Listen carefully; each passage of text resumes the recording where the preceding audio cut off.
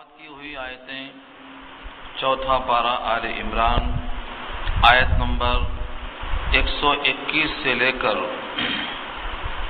129 تک مکمل ایک رکوع آج کی گفتگو کا عنوان ہے۔ غزوہ احد اور غزوہ بدر ان دونوں کا تذکرہ اس رکوع میں آیا ہے۔ مسلمانوں کے حالات اور اس میں تبدیلی غزوہ بدر سے شروع ہوئی ہے۔ جو حالات تھے مکے میں مظلومیت کے، غزوہ بدر کے بعد سے بدل گئے۔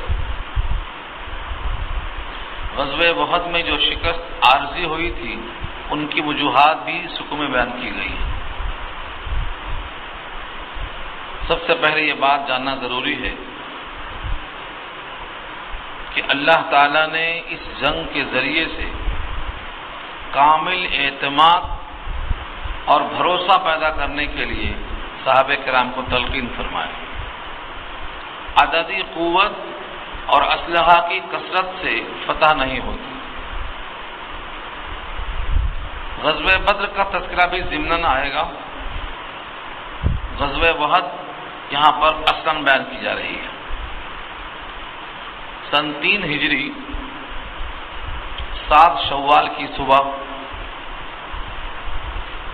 یہاں پر احد کا تذکرہ شروع ہو رہا ہے۔ احد ایک پہاڑ کا نام ہے۔ وہ پہاڑ، اس کے بارے میں حدیث میں آیا ہے کہ وہ ہم کو پسند کرتا اور ہم اس کو پسند کرتے۔ وَيُحِبُّنَا وَنُحِبُّهُ۔ اس پہاڑ کے دامن میں یہ جنگ ہوئی تھی۔ چونکہ مسلمانوں کی تعداد بہت کم تھی، صرف 1000، اور کافروں کی تعداد 3000 تھی، اور وہ بدر کا انتقام دینا چاہتے تھے جو سن 2 ہجری میں ہو چکی تھی، جس میں ان کافروں کے 70 بڑے بڑے سردار مارے جا چکے تھے اور 70 قیدی بن چکے تھے۔ ان لوگوں نے اپنے مال کا ایک بہت بڑا حصہ اس کام کے لیے وقف کر رکھا تھا کہ جو ملک شام سے قافلہ مال لے کر آئے گا اس کا نفع انتقام پر لگا دیا جائے گا۔ تو شوال میں 7 تاریخ کو سن 3 ہجری 11 اپریل مطابق 624 عیسوی میں یہ معرکہ شروع ہوا، جو مدینے سے تقریباً 80 میل کے فاصلے پر ایک پہاڑ کا نام ہے کوہ احد۔ نبی صلی اللہ علیہ وسلم نے پہاڑ کو پیچھے رکھا اور جنگی طور پر صحابہ کرام کو خود کس کس مقام پر کہاں کھڑا کرنا چاہیے متعین کیا، اور جو قافلہ فوج کا بغیر زرہوں کے تھا اس کے سپہ سالار حضرت حمزہ کو مقرر کیا، مصعب بن عمیر کو جھنڈا دیا، عبداللہ بن جبیر کے ساتھ 50 تیر اندازوں کو پیچھے سے خطرہ تھا آ سکنے کا، اس پہاڑ کے پیچھے سے وہاں پر آپ نے مقرر کر دیا تھا، اور یہ کہا تھا کہ ہمارے فتح اور شکست سے تمہارا ہٹنا متعلق نہیں ہے، ہماری فتح ہو یا شکست ہو تم کو اس پہاڑ سے ہٹنا نہیں ہے۔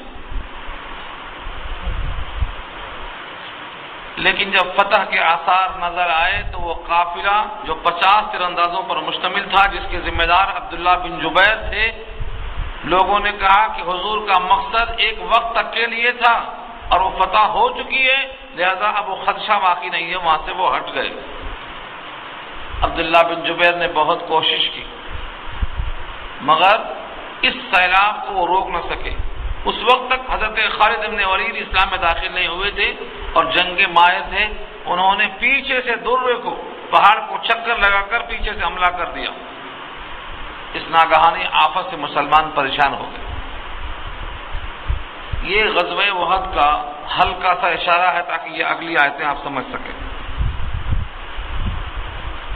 وَإِذْ غَدَوْتَ، اور جب آپ صبح کے وقت نکلے۔ غدوتا کے معنی صبح کے وقت میں نکلنا۔ یہ صبح کون سی تھی؟ یہ صبح 7 تاریخ کی تھی، شوال کی 7 تاریخ کی صبح تھی۔ سن 3 ہجری میں. من اہلکا، اپنے اہل سے، یعنی آپ اہل میں تھے، اپنے گھر کے اطراف میں تھے، لیکن گھر والوں کو آپ نے چھوڑا اس جنگ کے لیے. پہلی بار مشورہ ہوا تھا عبداللہ ابن ابی جو منافقوں کا سردار تھا، بظاہر تو وہ مسلمانوں میں تھا لیکن اندر سے نفاق تھا. اس کا مشورہ اتفاق سے نبی صلی اللہ علیہ وسلم کے مشورے کے موافق نکلا. آپ کی رائے تھی کہ مدینے میں رہ کر مقابلہ کیا جائے، اور یہ رائے منافق کی بھی تھی. لیکن کچھ صحابہ جو بدر میں شریک نہ ہو سکے تھے، جن میں شوق شہادت بہت زیادہ تھا، ان کی یہ خواہش ہوئی کہ کہیں کافر ہم کو مغلوب اور کمزور نہ سمجھ لے کہ گھر سے باہر نہیں نکل رہے ہیں. اس لیے ہماری رائے یہ ہے کہ گھر سے باہر نکل کے مقابلہ کیا جائے. اسی گفتگو میں نبی صلی اللہ علیہ وسلم اندر تشریف لے گئے اور زرہ کو پہن کر باہر تشریف لائے. صحابہ کو احساس ہوا کہ شاید ہم نے آپ کی مرضی کے خلاف اصرار کیا، اس لیے سب نے کہا کہ اگر آپ کی رائے یہی ٹھہرنے کی ہے اور مقابلہ یہی کیا جائے تو ہم تیار ہیں. آپ نے کہا نبی کو یہ شان نہیں کہ زرہ کو پہن کر اتار دے بغیر جنگ کیے ہوئے. اب تو یہ زرہ میں اترے گی. آپ نے لوہے کی زرہ کو پہن کر تیاری کا اظہار فرمایا. یہ منافق راستے سے لوٹ گیا، یہ بہانہ مل گیا اس کو کہ جب ہماری رائے نہیں مانی گئی تو ہم جان کیوں کھپائیں. یہ مٹھی بھر لوگ اتنے لوگوں کا مقابلہ کیسے کر سکتے ہیں؟ تو اس 1000 میں سے بھی 300 منافق ان کے ساتھ واپس آ گئے. اب کل تعداد 700 ہے. یہ سب کے سب ہتھیاروں کے لحاظ سے، تعداد کے لحاظ سے بہت کمزور تھے، لیکن بھروسہ اور توکل کے اعتبار سے بڑی شدت کے ساتھ نبی صلی اللہ علیہ وسلم کی زبان پر جو دعائیہ کلمات ہیں جن کو نقل کیا ہے بہت سے مفسرین نے، اس کا ترجمہ یہ ہے کہ اے اللہ، ہم آپ ہی پر اعتماد کرتے ہیں. اللہم بکا اصول، آپ ہی پر ہم بھروسہ کرتے ہیں اور اعتماد کرتے ہیں اور آپ سے طاقت حاصل کرتے ہیں، اور آپ ہی کے خاطر ہم جنگ کرتے ہیں. یہ جنگ بھی آپ ہی کی خاطر ہے، اس لیے آپ ہی فتح اور نصرت کے مالک ہیں. نبی صلی اللہ علیہ وسلم توکل کا تذکرہ فرماتے ہوئے اللہ سے مدد چاہتے ہیں. اس طرح سے صبح کے وقت میں آپ اپنے گھر سے باہر نکلے اور مدینے کو چھوڑ کر کوہ وحد کے قریب پہنچے، کیونکہ وہاں کفار قریش کا لشکر پہلے سے آ کر متعین ہو چکا تھا. وَإِذْ غَدَوْتَ مِنْ أَهْلِكَ، اور جب آپ صبح صبح نکلے اپنے گھر والوں سے، تُبَوِّئُ الْمُؤْمِنِينَ، مومنین کو ٹھکانے پر متعین کرتے ہوئے. تُبَوِّئُ بوا کے معنی آتے ہیں متعین کرنا، آپ یہاں ٹھہریے، آپ یہاں بیٹھیے. تمام کے تمام لوگوں کے ذمہ کام متعین کیا، اور آپ کا یہ تعین کرنا سارے انسانوں نے سراہا. حضرت حمزہ رضی اللہ تعالی عنہ اسی غزوہ احد میں شہید کیے گئے. شروع میں مسلمان غالب آئے، ابتداءً غلبہ ہوا، لیکن جیسا میں نے ابھی عرض کیا وہ درے سے ہٹ جانے کی وجہ سے وہ جگہ خالی دیکھ کر حضرت خالد بن ولید جو اس وقت تک اسلام میں داخل نہیں ہوئے تھے، پیچھے سے عقب سے آ کر حملہ کر دیا. اب آگے بھی اور پیچھے بھی دو طرف سے حملہ ہونے سے آپس میں گتھ مل گئی. یہاں اسی کا تذکرہ چل رہا ہے. تبوئ المؤمنین، ایمان والوں کو آپ جگہیں بتلا رہے تھے. مقاعد، مقعد کی جمع ہے بیٹھنے کی جگہ، آپ یہاں ٹھہریں، آپ یہاں بیٹھیں. للقتال، قتال کے لیے. جنگ کے لیے 5 ٹکڑیاں ہوتی ہیں عام طور سے. سامنے کو رسالہ بولتے اور مقدمہ بولتے کبھی. دائیں طرف کو میمنہ اور بائیں طرف کو میسرہ، اور جو بیچ میں ہو اس کو قلب، اور پیچھے والے کو ساقہ. ان تمام کو اپنے اپنے انداز سے آپ نے متعین کر دیا. پھر جھنڈا حضرت مصعب بن عمیر کے ہاتھ میں دے دیا. اس طرح سے جتنے لوگ تھے ان کی جو صلاحیتیں تھیں، ان کے جو جوہر تھے، اس لحاظ سے آپ نے متعین کر دیا. یہ ہے مقاعد للقتال، جگہیں لڑنے کی، ٹھکانے لڑنے کے واسطے آپ متعین کر رہے تھے۔ واللہ سمیع علیم، اور اللہ سننے والے اور جاننے والے ہیں۔ اللہ کی صفت سمیع اور علیم یہاں پر کیوں لائی گئی؟ کیونکہ اس موقع پر جتنے لوگوں نے جو کچھ کہا اللہ سننے والے ہیں، اور جن لوگوں نے اپنے دل میں راز کو چھپا کے رکھا اللہ اس کو جاننے والے ہیں۔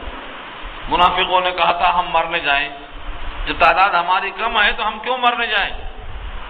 یہ ان کا زبان سے کہنا، اللہ سمیع ہے، سن رہے۔ آپس میں حسد کی آگ وہ رکھنا، تو دل میں ان کے جو چبھن تھی اسلام کے خلاف منافقوں کے، یہ اللہ کے علم ہے۔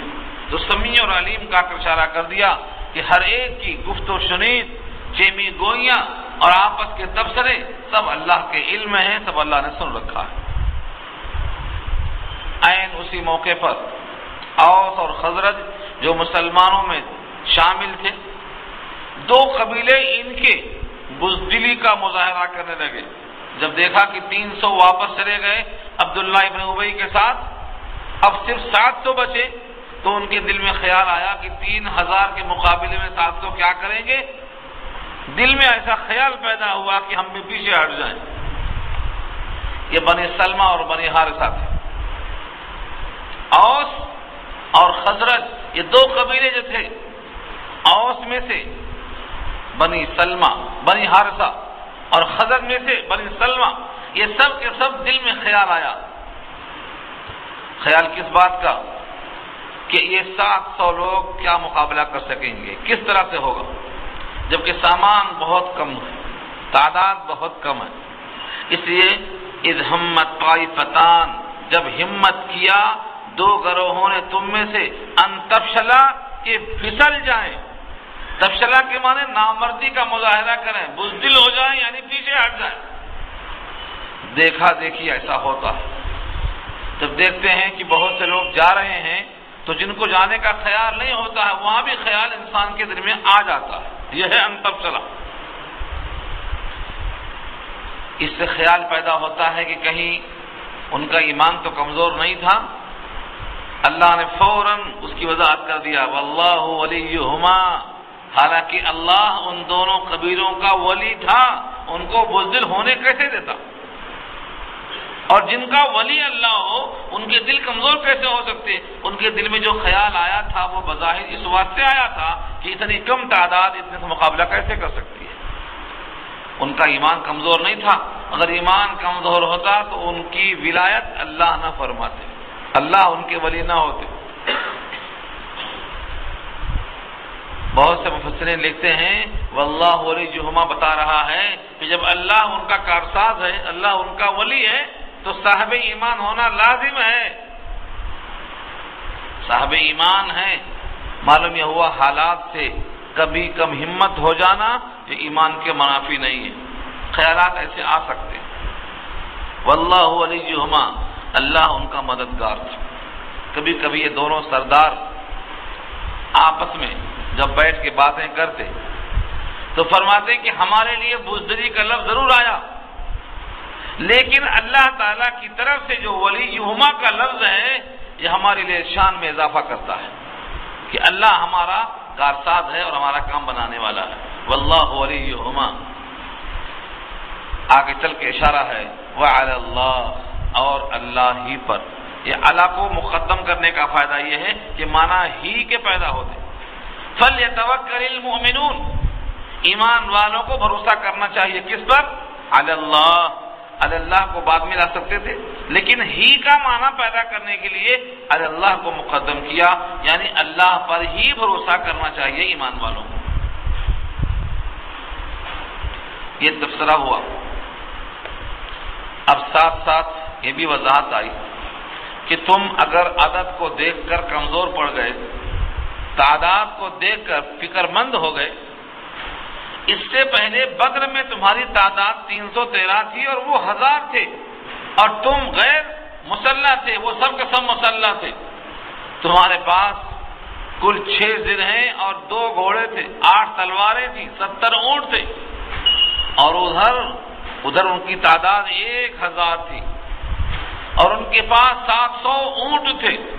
تم 70 لے کے 700 کے مقابلے میں آئے تھے۔ تو اللہ نے تمہاری مدد کی. بدر میں بڑے بڑے کافروں کے چھکے چھوٹ گئے، 70 بڑے بڑے سرما مارے گئے اور 70 قید بھی ہو گئے، ان کی کمر ٹوٹ گئی تھی. جب تمہاری عددی قوت کمزور تھی، تم مسلح نہیں تھے، تمہاری مدد اللہ نے کر دیا، تو تمہارے دل میں یہ خیال اب کیوں آیا کہ تمہاری مدد نہیں ہو سکتی؟ اس انداز سے غزوہ وحد کا تذکرہ چلتے چلتے درمیان میں ایک ٹکڑا بدر کا بھی آیا. لفظوں کو دیکھیے، وَلَقَدْ نَصَرَكُمُ اللَّهُ بِبَدْرٍ وَأَنْتُمْ أَذِلَّةٌ، اور البتہ تحقیق مدد کیا تمہاری اللہ نے. نصرکم اللہ، نصرکم اللہ، تمہاری مدد کیا اللہ نے. ببدر، بدر میں. وانتم اذلہ، اور تم کمزور تھے. یہاں ترجمہ بعض لوگوں نے کر دیا ہے ذلیل تھے، یہ اردو کے لحاظ سے ترجمہ غلط ہے. عربی میں جو اذلہ ہے، جس کے معنی ذلول اور تابع کے آتے ہیں، پہلے پارے میں الفاظ آ چکے ہیں ذلول کے، یہاں مراد ہے عددی لحاظ سے کمزور تھے، اسلحہ کے لحاظ سے کمزور تھے، قوت اور ثروت کے لحاظ سے کمزور تھے. تو اذلہ کا ترجمہ ذلیل نہیں کرنا، کیونکہ یہ ذلیل کا لفظ اردو میں حیثیت کے واسطے پیش کیا جاتا ہے. تو ترجمہ اس کا یہ ہے وانتم اذلہ، اور تم کمزور تھے عددی قوت میں، اسلحہ میں، اور دوسرے چیزوں میں تم بہت کمزور تھے. اونٹ کم تھے، گھوڑے کم تھے، زرہیں کم تھی، تلواریں کم تھی، افراد کم تھے، عددی قوت کم تھی، ہر چیز میں تمہاری قلت تھی. یہاں وانتم اذلہ مراد ہے، وانتم اذلہ، تم کمزور تھے، اللہ نے تمہاری مدد کر دیا، کر چکا اللہ تمہاری مدد بدر میں جب تم کمزور تھے. لہذا جب وہاں مدد ہو سکتی ہے تو یہاں تمہیں نا امیدی کا اندیشہ کیوں ہو؟ فاتقوا اللہ، تقوی اختیار کرو، اللہ سے ڈرو.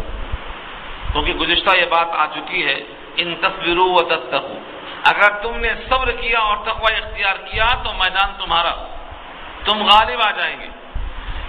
اور تقوی لا کر اشارہ کر دیا کہ تقوی میں در حقیقت صبر بھی داخل ہے. تقوی کہتے ہی ہیں اللہ کے حکم پر جمے رہنا اور کسی حکم کو ٹوٹنے سے بچنا. تو تقوی میں صبر بھی داخل ہے. اگر تم نے تقوی اختیار کر لیا تو تم فلاح پاؤ گے.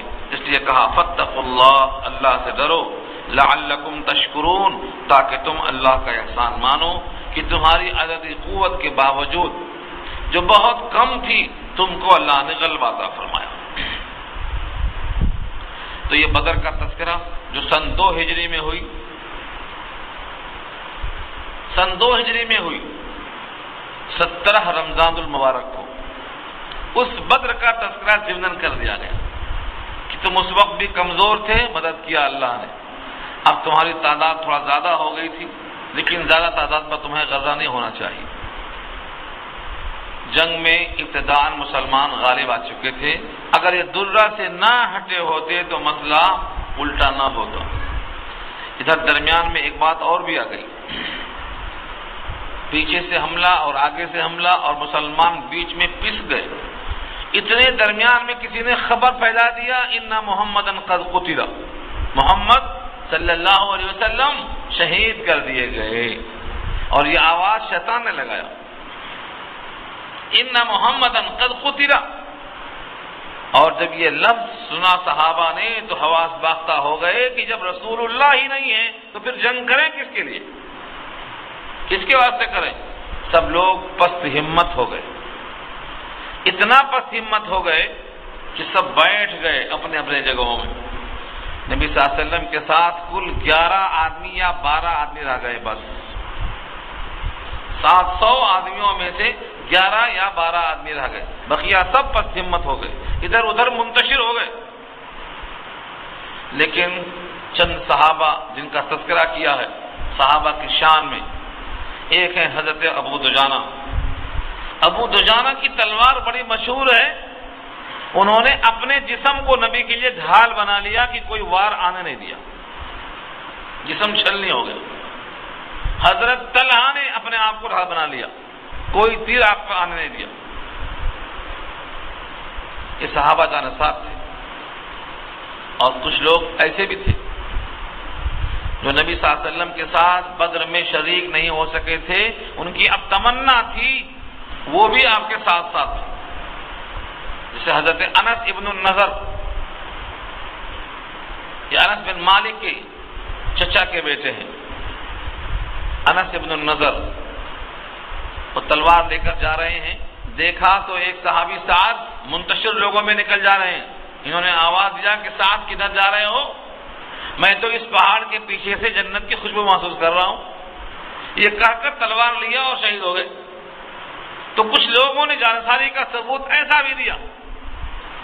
نبی صلی اللہ علیہ وسلم زخمی تھے، آپ کے 4 دانت جو سامنے کے ہوتے ہیں جن کو سنایا کہا جاتا ہے، سنایا، نیچے کے 2 دانت اور اوپر کے 2 دانت، 2 نیچے 2 اوپر، جو آمنے سامنے چوکھٹا بنتا ہے، اس کو سنایا سفلا اور علیا کہا جاتا ہے. نبی صلی اللہ علیہ وسلم کے نیچے کے دائیں طرف سے یہ دانت شہید ہو گئے. خون ٹپکا، پتھر لگا، خود کی کڑیاں آپ کے اندر گھس گئیں، لیکن آپ نے ان تمام کے باوجود اللہ پر بھروسہ کیا اور توکل کیا اور صحابہ کو آواز لگایا، الیہ عباد اللہ. سب لوٹے اور پلٹے. یہ پوری بحث تفصیل سے آپ سورہ انفال میں سن سکیں گے. نبی صلی اللہ علیہ وسلم کی آواز پر صحابہ اکٹھا ہو گئے.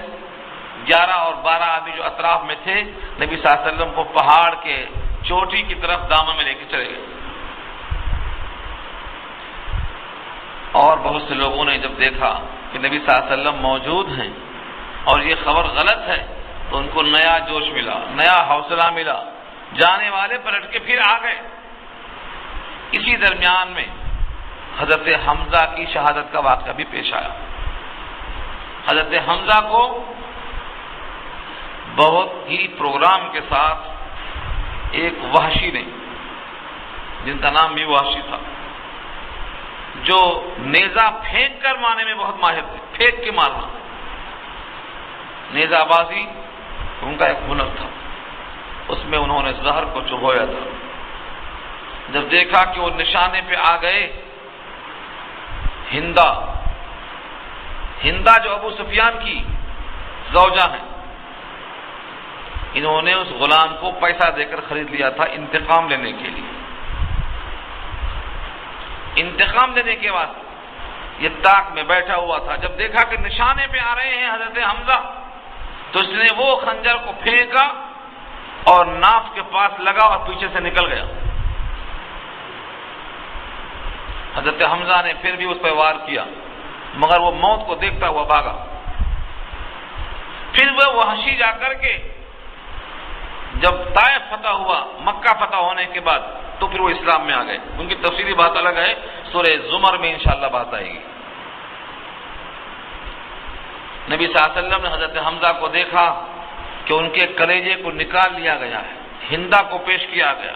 اس نے چبانے کی کوشش کی مگر چبا نہ سکی، اس کو اگل دینا پڑا. یہ منظر دیکھ کر نبی صلی اللہ علیہ وسلم بہت اشکبار ہوئے. یہ ساری تفصیلات سورہ غزوہ احد میں آ چکی. یہاں اشارے کے ساتھ دیکھو، جب اطلاع ملی کہ اتنی بڑی تعداد ہے اور ان سے مقابلہ کرنا مشکل ہے، تو اللہ تعالیٰ نے فرشتوں کے بھیجنے کا وعدہ فرمایا. دیکھیے لفظ اذ تقول للمؤمنین، جب آپ فرما رہے تھے مومنوں سے، الن یکفیکم، کیا تمہیں کافی نہیں، ان یمدکم ربکم، کہ تمہاری مدد کریں تمہارے پروردگار، بثلاثۃ آلاف، 3000 من الملائکہ، فرشتوں میں سے، منزلین، اترنے والے. 3000 فرشتے. سورہ انفال میں آیا ہے 1000 فرشتے، یہاں ہے 3000 فرشتے، اور اس کے بعد کی آیت میں آتا ہے 5000 فرشتے. اور ان سب کی علت بیان کیا ہے کہ تمہارے دل کو مطمئن کرنے کے لیے اور دل کو تسکین کے لیے، ورنہ لڑنے کے واسطے تو ایک فرشتہ کافی تھا، لڑائی لڑنا مقصود نہیں. ایک فرشتہ جبریل جو پورے شہر کو اٹھا کے تہوبالا کر سکتا ہے. 5000 3000 1000 کی ضرورت نہیں. اصلاً پہلے یہ تھا کہ ان کی تعداد بہت کم تھی. جب مقابل میں آئے تو اپنے تعداد کو ان سے کم دیکھا، ان کو دوگنا دیکھا، اللہ کی طرف متوجہ ہوئے. اللہ نے کہا کہ ان کی تعداد اگر 1000 ہے تو میں 1000 فرشتہ بھیج رہا ہوں، کافی نہیں ہے یہ؟ پھر معلوم ہوا کہ ایک بہت بڑا لڑنے والا جنگجو جس کا نام محاربی لکھا ہے، وہ مدد لے کر آ رہا ہے کافروں کی مدد کرنے کے واسطے، اور اس کے ساتھ بہت بڑا لشکر ہے۔ صحابہ کرام نے تعداد کو سن کر پریشانی کا اظہار کیا تو اللہ نے کہا کہ میں 3000 فرشتے بھیج رہا ہوں۔ پھر معلوم ہوا کہ ان کے پاس اور مدد آ رہی ہے تو اللہ نے کہا 5000 فرشتے بھیج رہا ہوں۔ اللہ کے پاس فرشتوں کی کمی تو ہے نہیں، اور یہ سب لڑنے کے واسطے نہیں بلکہ آگے الفاظ آتے ہیں دل جمعی کے لیے۔ جب معلوم ہوتا ہے کہ ہمارے ساتھ اتنے لوگ ہیں تو ایک ہمت بڑھ جاتی ہے، ورنہ اصل دیکھا جائے تو اللہ کی ذات تنے تنہا ساری کائنات کو ختم کرنے کے لیے کافی ہے۔ ایک فرشتہ کائنات کو صرف ایک آواز سے ختم کرنے پر قادر ہے۔ یہ تعداد صرف کیوں بھیجی گئی؟ آگے خود جواب دیتے ہیں رب کریم، تطمئن بہ قلوبکم، تمہارے دل کو اطمینان حاصل ہو، بس۔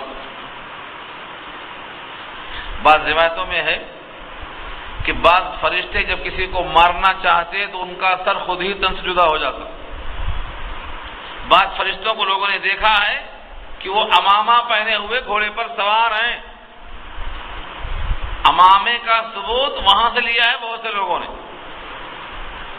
تو صحابہ کرام نے بعض کو دیکھا، اور دیکھنا دکھانا اس لیے تھا اگر دیکھیں گے ہی نہیں تو فرشتوں کے ہونے کا یقین کیسے ہوگا، اس لیے کبھی کبھی نظر آئے۔ کئی صحابہ نے اپنے اپنے حالات کو بیان کیے۔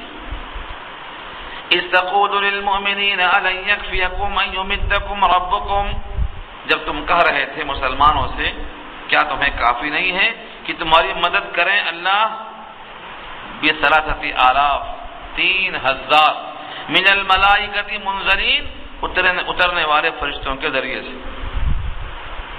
بلا، ہاں کیوں نہیں۔ ان تصبروا وتتقوا، دو لفظ ہے، بلا ہاں کیوں نہیں۔ ان تصبروا، اگر تم صبر کرو، وتتقوا اور تقوی اختیار کرو، بس دو چیزوں پر فیصلہ ہے اللہ کا۔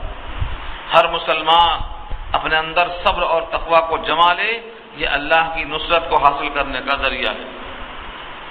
بلا ان تصبروا وتتقوا، ہاں کیوں نہیں، اگر تم نے صبر اختیار کیا اور تقوی اختیار کیا۔ وَيَأْتُوكُم مِّن فَوْرِهِمْ هَٰذَا، اور وہ لوگ تم پر اچانک یلغار کر دیں۔ وَيَأْتُوكُم، آ جائیں کافر تمہارے پاس، مِّن فَوْرِهِمْ، فور کے معنی علی الفور، اچانک، هَٰذَا یعنی تمہارے اس موقف پر اچانک کو حملہ کر دیں، تو اللہ فرماتے ہیں یمددکم ربکم ب5,000، تمہاری مدد کریں گے تمہارے پروردگار 5000 من الملائکہ، فرشتوں میں سے، مسومین، نشاندار گھوڑوں پر سوار ہو کر۔ فرشتے پیدل نہیں، گھوڑوں پر سوار، اور گھوڑے بھی عام نہیں، نشان زدہ گھوڑے۔ گھوڑوں کی بہت قسمیں ہوتی ہیں، وہ گھوڑے جو نشان لگائے ہوئے ہوتے ہیں، مطلب اپنے فن میں ماہر ہوتے ہیں۔ تو مسوم، نشان زدہ، تو ایک تو نشان زدہ گھوڑے، دوسرے فرشتے، تیسرے 1000 3000 5000، یہ سب اللہ کی طرف سے اطمینان قلبی کے واسطے ہے۔ اللہ خود فرماتے ہیں وَمَا جَعَلَهُ اللَّهُ إِلَّا بُشْرَىٰ لَكُمْ، اور نہیں بنایا اللہ تعالیٰ نے اس تعداد کو یا فرشتوں کے بھیجنے کو الا بشرا لکم، مگر تمہاری خاطر بشارت۔ بشرا، بشارت تمہارے لیے، کس بات کی بشارت ہے؟ کہ تم پر کوئی فتح نہیں پائے گا، فتح تمہیں کو ملے گی۔ جس طرح بدر میں وہ لوگ مغلوب ہو گئے، یہاں بھی مغلوب ہوں گے۔ الا بشرا لکم، مگر بشارت ہو تمہارے لیے۔ ولی تطمئن قلوبکم بھی، اور تاکہ مطمئن ہو جائیں تمہارے قلوب اس کے ذریعے۔ اطمینان قلب کیسے ہوتا؟ یہ فرشتوں کا کام کیا تھا؟ لڑنے میں شریک ہوں یہ کام نہیں تھا، بلکہ جتنے مسلمان میدان کارزار میں ہیں ان کا دل مطمئن ہونا چاہیے، ان کے دل میں اطمینان پیدا کریں۔ ان کے دل میں اطمینان کیسے پیدا کرتے تھے وہ؟ اللہ تعالیٰ نے خصوصی ملکہ عطا فرمایا ہے کہ وہ صحابہ کرام کی دل کو مطمئن کرتے تھے۔ صوفیہ یہاں سے لیتے ہیں کہ جب فرشتے لوگوں کا دل مطمئن کر سکتے ہیں تو جن کے دل مطمئن ہیں وہ اہل اللہ کے پاس اگر کوئی بیٹھے گا تو اس کو بھی چین ملے گا، اس کو بھی دل میں چین حاصل ہوگا۔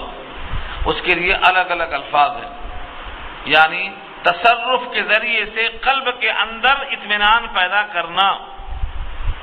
اب تصرف کرنے پر تو اللہ ہی قادر ہے، بندہ تو قادر نہیں ہے، لیکن جس طرح اللہ تعالیٰ نے فرشتوں کو بھیجا تھا اطمینان قلب کے واسطے، ایسے ہی جب بندہ اللہ کی ذات پہ کامل بھروسہ کرتا ہے تو اللہ تعالیٰ بھی دلوں میں چین پیدا کرنے کے لیے ان کو طاقت دیتے ہیں، ان کو قوت دیتے ہیں، جس کا نام تزکیہ قلب ہے۔ نبی صلی اللہ علیہ وسلم نے صحابہ کرام کے دل کا تزکیہ کیا ہے اور ان کا دل اتنا مزکہ ہو گیا ہے کہ قیامت تک کے واسطے اب ان جیسا دل والا کوئی پیدا نہیں ہو سکتا۔ یہ اشارہ فرمایا کہ یہ سب تعداد تمہارے خوشخبری کے لیے ہے، تمہاری تسکین کے لیے ہے، تمہارے دلوں کے اطمینان کے واسطے ہے۔ وَمَن نَّصْرُ إِلَّا مِنْ عِندِ اللَّهِ، اور نہیں ہے نصرت مگر اللہ کی طرف سے۔ حقیقی نصرت فرشتوں سے نہیں، تعداد سے نہیں، گولوں سے نہیں، حقیقی نصرت تو اللہ کی طرف سے۔ وَمَن نَّصْرُ، اور نہیں ہے کوئی مدد، إِلَّا مِنْ عِندِ اللَّهِ، مگر اللہ کے پاس ہے۔ اب اللہ کی دو صفتیں آئی ہیں، العزیز الحکیم۔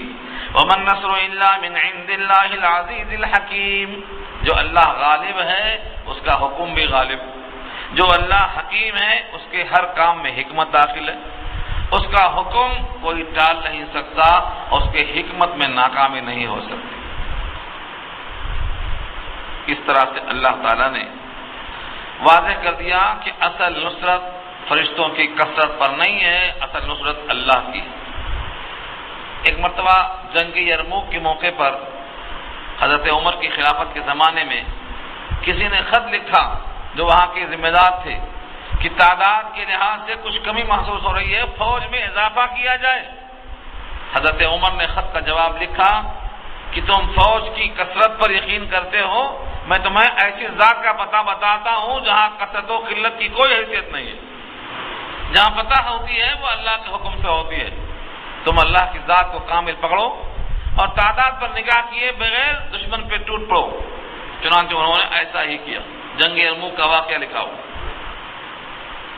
نبی صلی اللہ علیہ وسلم نے غزوہ حنین کے موقع پر وہ آیت خود پیش کیا جو اللہ نے نازل کیا تھا کہ تمہاری کثرت پہ ذرا دل میں خیال آ گیا تھا کہ جب ہم کمزور تھے ماضی مار لے گئے تھے، اب تو ہم بہت زیادہ ہیں، 10,000 سے زیادہ ہم ہیں، جب 313 سے جیت گئے تو تمہاری کثرت تمہارے کام میں نہیں آئی۔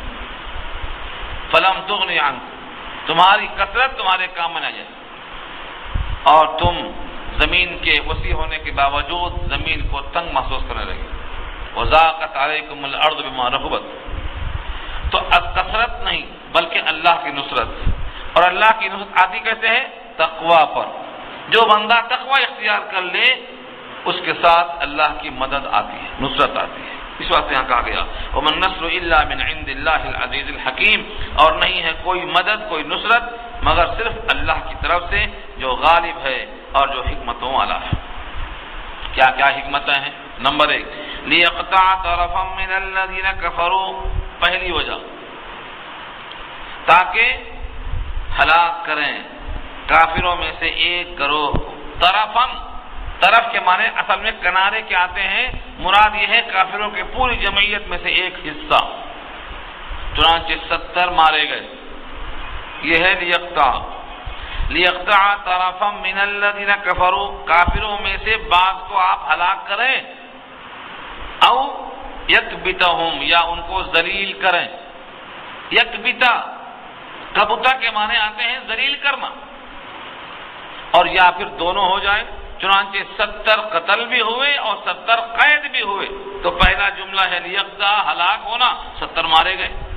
دوسرا جملہ ہے ذلیل ہونا، یکبتہم، تو 70 قید کر کے ذلیل کیے گئے۔ فَيَنْقَلِبُوا خَائِبِينَ، پس وہ لوٹیں گے خائب و خاسر ہو کر، خسارے کے ساتھ لوٹیں گے۔ تو تین باتیں ہو گئیں۔ نمبر ایک، اللہ کی مدد اس واسطے آئی تاکہ آپ کافروں میں سے ایک گروہ کو قتل کریں۔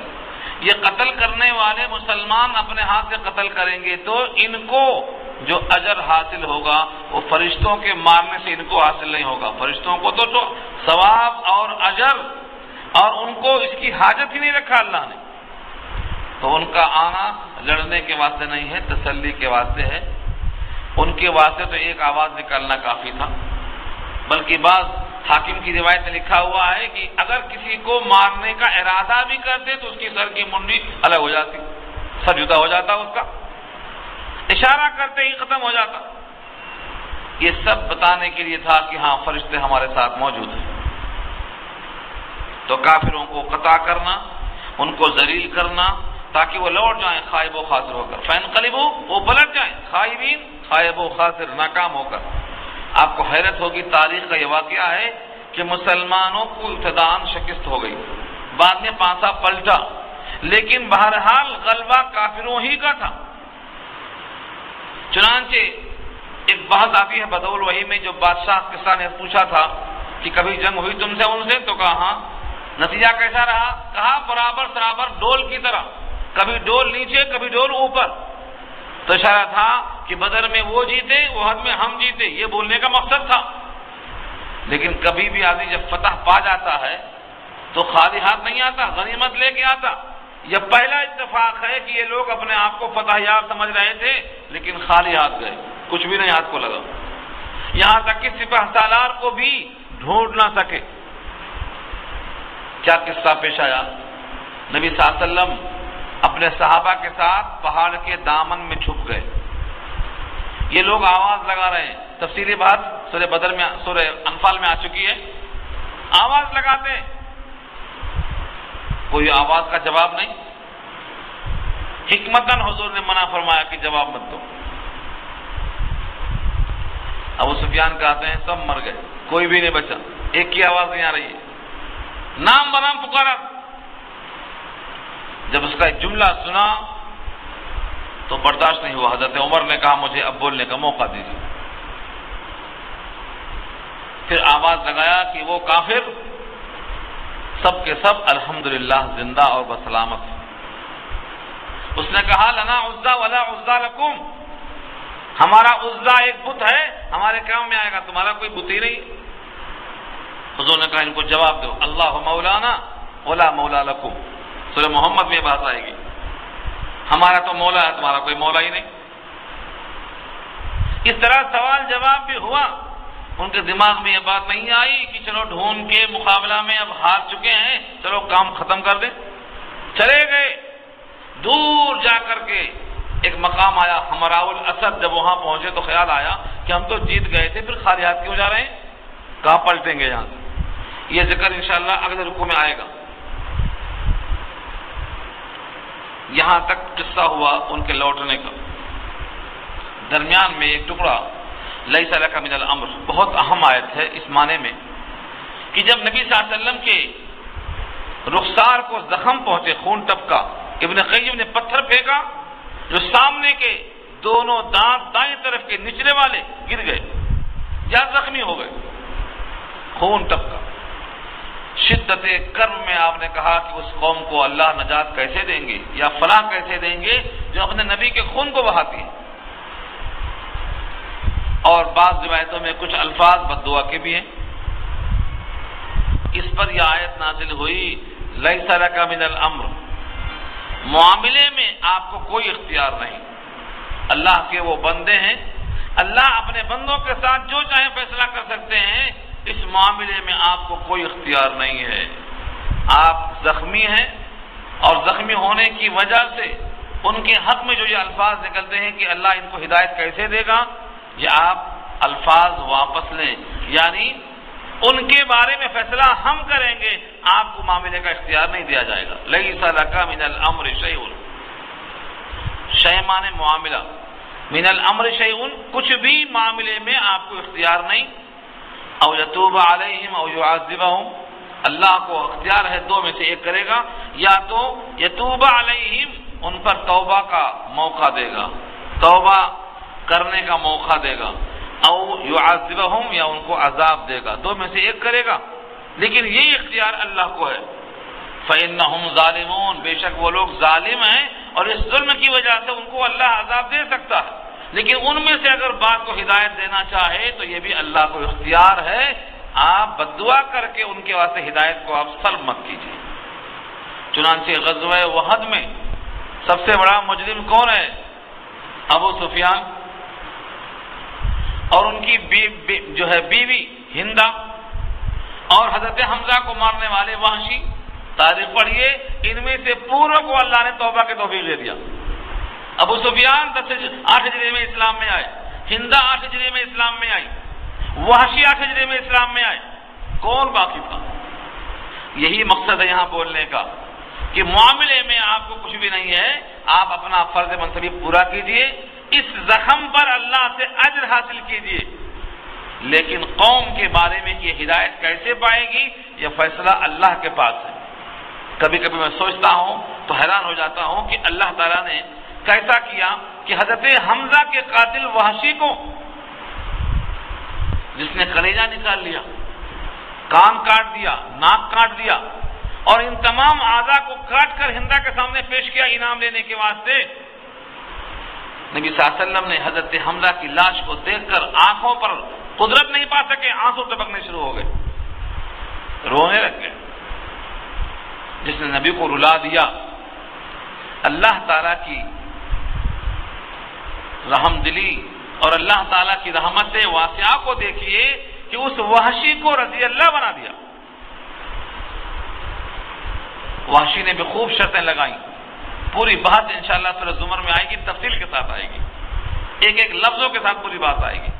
تو مجھے بتانا صرف یہ ہے کہ یہاں جو تھا کہ معاملے میں آپ کو کچھ اختیار نہیں ہے، یا تو اللہ توبہ کی توفیق دیں گے، توبہ علی آئے تو متوجہ ہونا، ان پر اللہ متوجہ ہو جائیں گے، توبہ قبول کر لیں گے، یا ان کو عذاب دے دیں گے، وہ ظالم ہے۔ لیکن اللہ نے بڑے بڑے ظالموں کو توبہ کی توفیق دیا۔ ابو سفیان بھی اسلام میں آئے، ہندا بھی اسلام میں آئی، وحشی بھی اسلام میں آئے، بقیہ بڑے بڑے مجرم مارے گئے، کمریں ان کی ٹوٹ گئی۔ فإنہم ظالمون میں فیصلہ کر دیا کہ بے شک وہ ظالم ہے۔ وَلِلَّهِ مَا فِي السَّمَاوَاتِ وَمَا فِي الْأَرْضِ، اور اللہ ہی کی ملکیت ہے جو کچھ آسمانوں میں ہے اور جو کچھ زمین میں ہے، سب ملکیت اللہ کی ہے۔ جب ملکیت اللہ کی ہے تو غیر کا دخل کہاں سے ہو سکتا ہے؟ وہ جس کو چاہے معاف کر دے، جس کو چاہے معاف نہ کرے۔ یغفر لمن یشاء ویعذب من یشاء، یہ دوبارہ جملہ آیا ہے، اسی جملے کی توضیح ہے یہ۔ یغفر لمن یشاء، جس کی چاہے مغفرت کر دے، ویعذب من یشاء، اور جس کو چاہے عذاب دے دے۔